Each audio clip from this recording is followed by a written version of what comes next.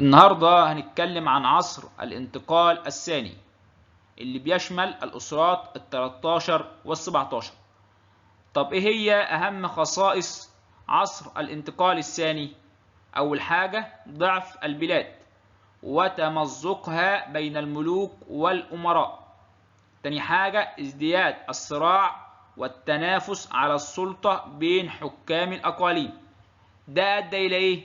اضطراب أحوال البلاد، طمع الأعداء فيها، وقوع مصر في يد الهكسوس. طب مين هم الهكسوس؟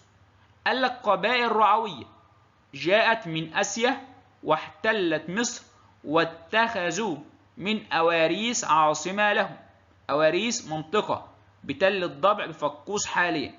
تاني، الهكسوس قبائل رعوية جاءت من آسيا واحتلت مصر واتخذوا من أواريس عاصمة لهم. طب كيف تم تحرير مصر من الهكسوس؟ قال لك عن طريق أمراء طيبة. قاد أمراء طيبة حركة الكفاح ضد الهكسوس حتى هزموهم بقيادة أحمس.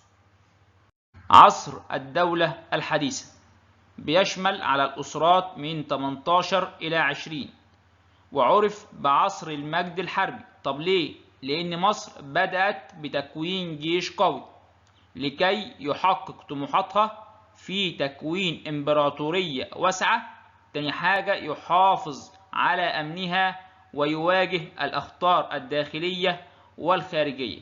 يعني سمي عصر المجد الحربي لأن مصر بدأت بتكوين جيش قوي يحقق طموحاتها في تكوين إمبراطورية واسعة. تاني حاجة يحافظ على أمنها ويواجه الأخطار الداخلية والخارجية. أشهر ملوك عصر الدولة الحديثة: أول واحد الملك أحمس.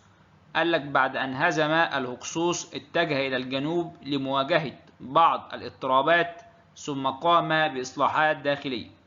رقم 2 الملكة حتشبسوت. أعمالها قامت بنشاط تجاري واسع حيث أرسلت رحلات تجارية إلى بلاد بنط. الملك تحتمس الثالث قام بتكوين إمبراطورية مصرية واسعة. تاني حاجة قاد معركة مجدو ضد حلفاء أمراء سوريا بقيادة مين؟ أمير قادش. رقم 4 أمنحوتب الرابع أو إخناتون. قال لك قاد أول ثورة دينية لعبادة معبود واحد اللي هو مين؟ آتون. قال لك إن الثورة الدينية دي تسببت إلى دخول البلاد في حالة من إيه؟ من الفوضى.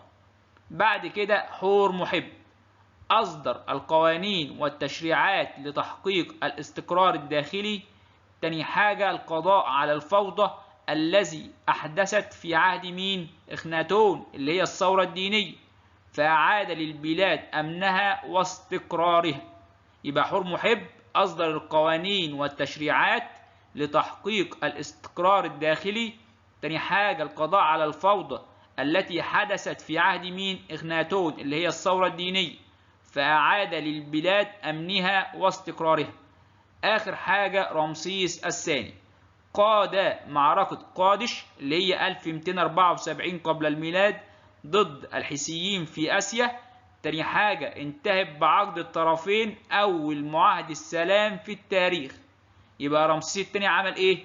قاد معركة قادش 1274 ضد الحيثيين في آسيا.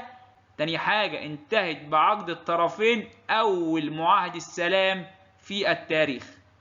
أهم خصائص عصر الدولة الحديثة: قال لك أول حاجة تكوين إمبراطورية مصرية واسعة.